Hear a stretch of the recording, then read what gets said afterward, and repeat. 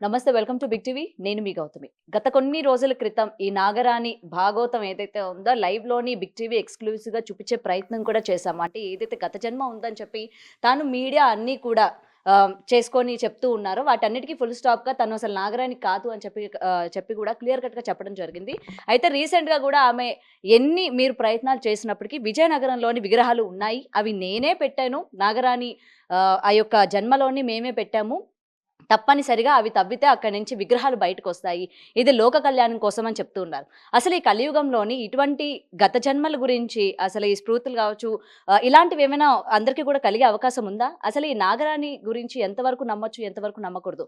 వీటన్నిటి గురించి మాట్లాడితే మీ వాళ్ళు మనతో పాటు ఉన్నారు. ఆది పరాశక్తి క్షేత్రాధిపతులు శ్రీ నిత్య విద్యానంద భారతి గారు ఉన్నారు. ఆయనతో మాట్లాడి మరిన్ని విషయాలు తెలుసుకునే ప్రయత్నం చేద్దాం. గురుగారు నమస్తే అండి.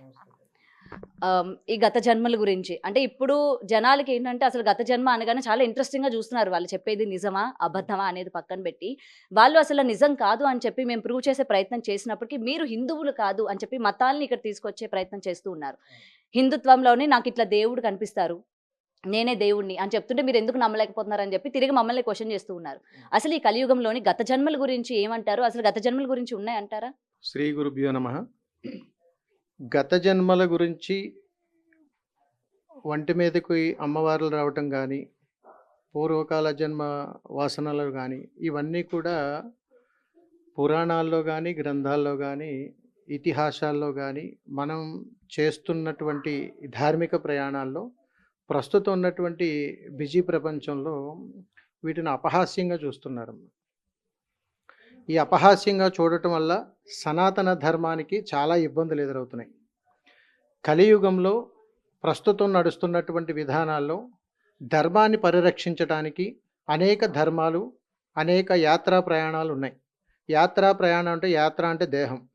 ఈ యాత్రా ప్రయాణాల్లో మనం చాలామందిని చూస్తుంటాం. ప్రస్తుతంలో నాగసాధువులని, అఘోరాలని, స్వామీజీలని, సాధువులని, సంతులని, రకరకాల విధానాల్లో ఎవరు ఎన్ని ప్రయాణాలు చేసినా కానీ ధార్మిక పరిరక్షణ కోసమే. అంటే మన సనాతన ధర్మాన్ని పరిరక్షించుకోవడం కోసమే. మీరు ముఖ్యంగా అడుగుతున్నటువంటిది ఈ మధ్య కాలంలో జరుగుతున్నటువంటి అనేక సందర్భాల్లో అంటే నాకు పూర్వజన్మ ఇది అండి, లేకపోతే ఇది అండి అని. వాస్తవంగా ఇలాంటి వాళ్ళని తీసుకెళ్ళి జైల్లో పడేసేయండి.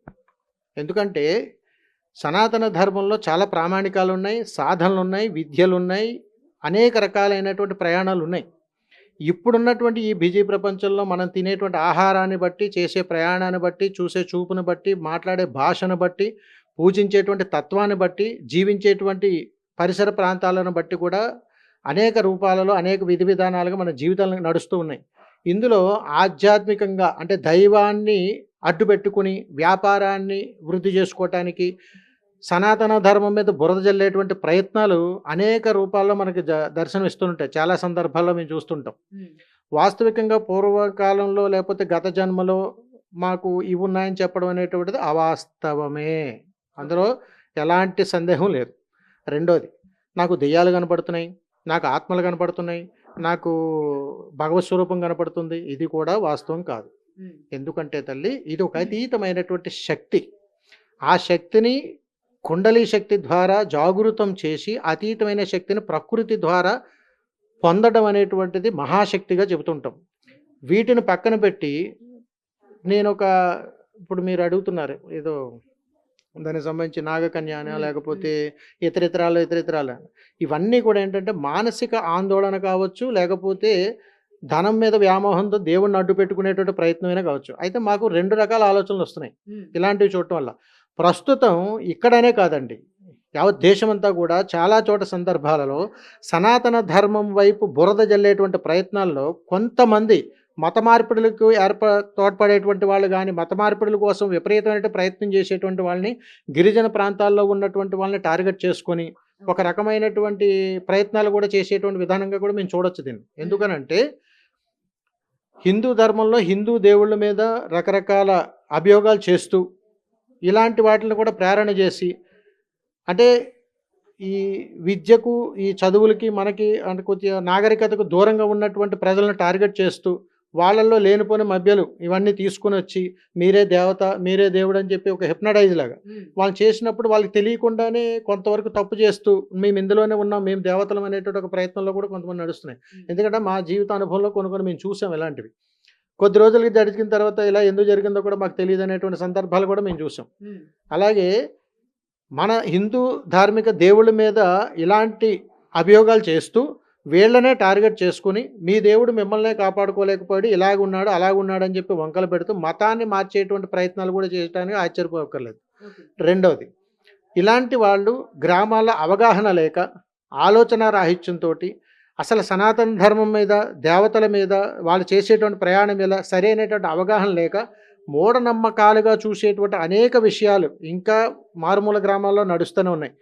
వాటిని దృష్టిలో పెట్టుకుని నేనే దేవుణ్ణి, నేనే ఇది అనేటువంటి ఒక భ్రమలో బ్రతుకుతున్న వాళ్ళు కూడా ఉన్నారు. వాళ్ళని ఇన్స్పైర్గా తీసుకుని ఇలాంటి వాళ్ళు కూడా పుట్టుకొస్తూనే ఉంటారు.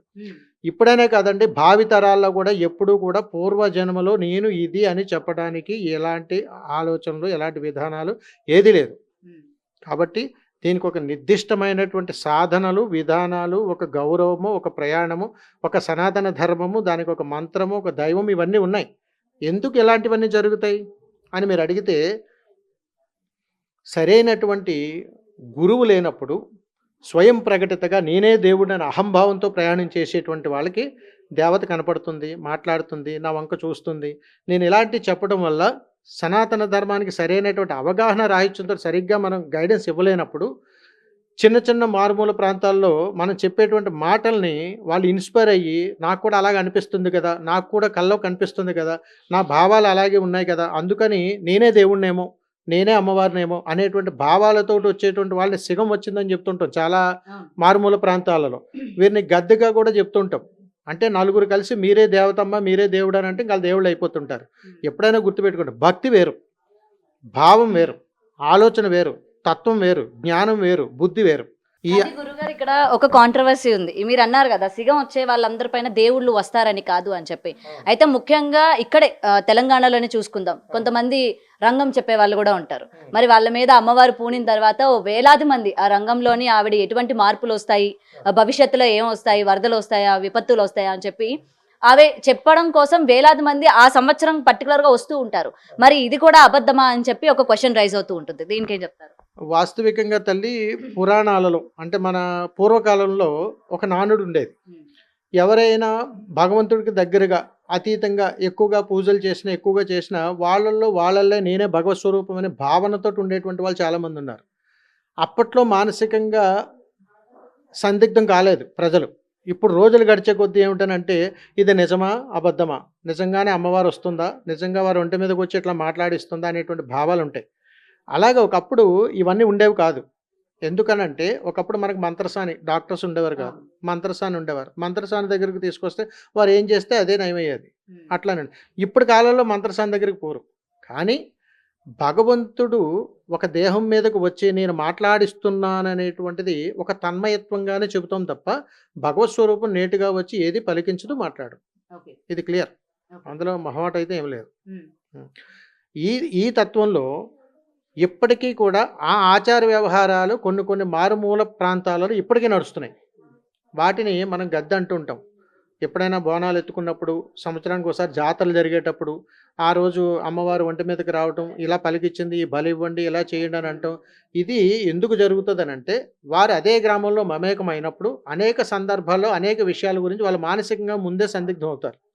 సందిగ్ధమయ్యిన తర్వాత ఎవరెవరైతే వారిని సంప్రదించాలనుకుంటారో వారు మాట్లాడుతున్నప్పుడు వారు సంపూర్ణమైనటువంటి స్పృహతోటే మాట్లాడతారు తప్ప అస్పృహతో ఎప్పుడు కూడా వాళ్ళు అన్నీ తెలుసు, వాళ్ళకి అన్నీ తెలిసే క్లారిటీగా క్లియర్గా మాట్లాడతారు. దీన్ని మేము కొట్టి పాడేస్తున్నామని క్లియర్గా చెప్తున్నాం. ఎందుకనంటే ఇలాంటి విషయాలు ఎప్పుడు కూడా ఆధ్యాత్మికంగా బలమైనటువంటి విధానాన్ని బలహీనపరచడానికి మనంతట మనమే ఎదుటి వాళ్ళకి అవకాశాలు ఇచ్చిన వాళ్ళు అవుతాం తల్లి.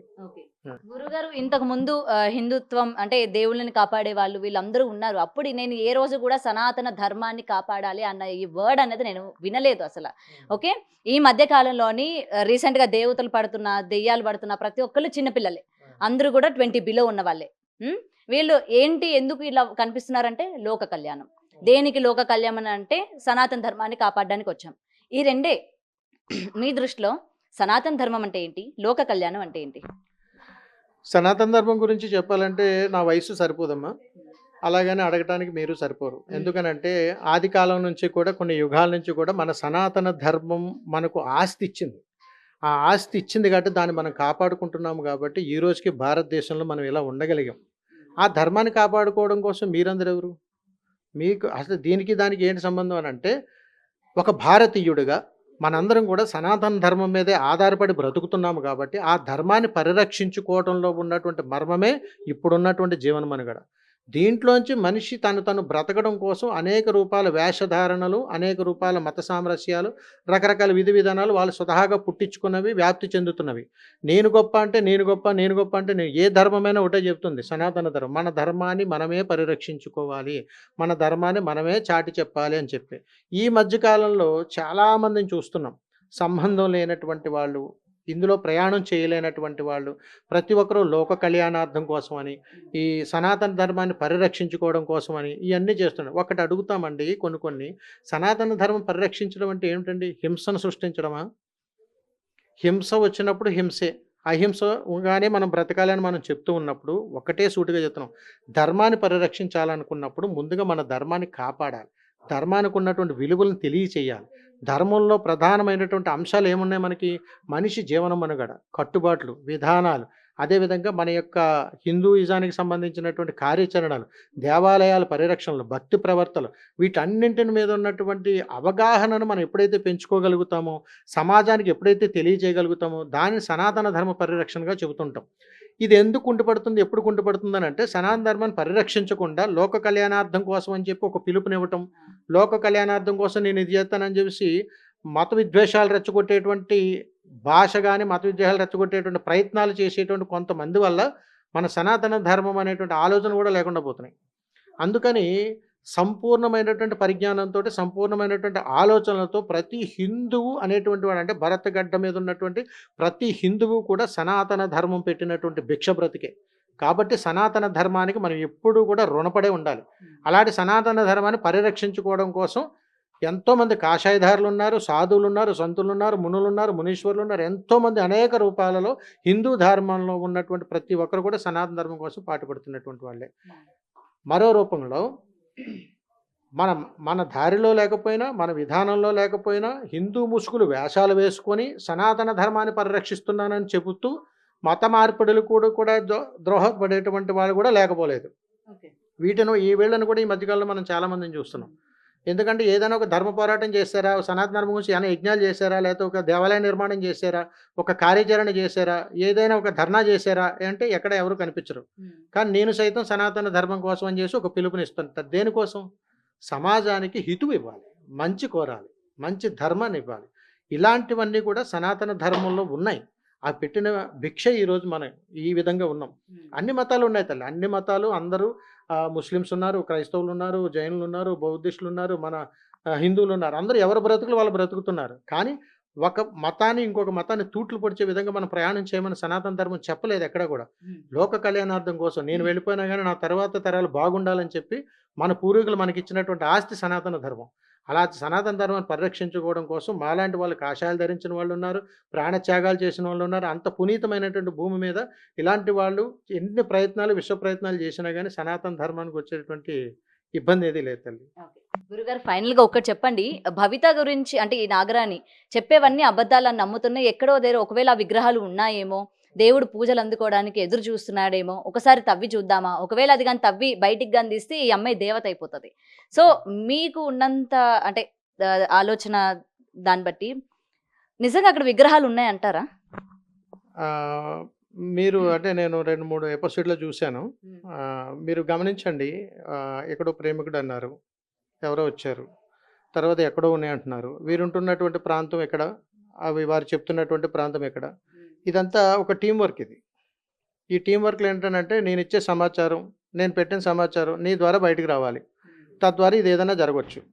అంటే వాస్తవికంగా చెప్పాలంటే ఇలాంటి సందర్భాలు, ఇలాంటి వాటి గురించి మాట్లాడాలంటే చాలా చాలా మనసు బాధగా ఉంది.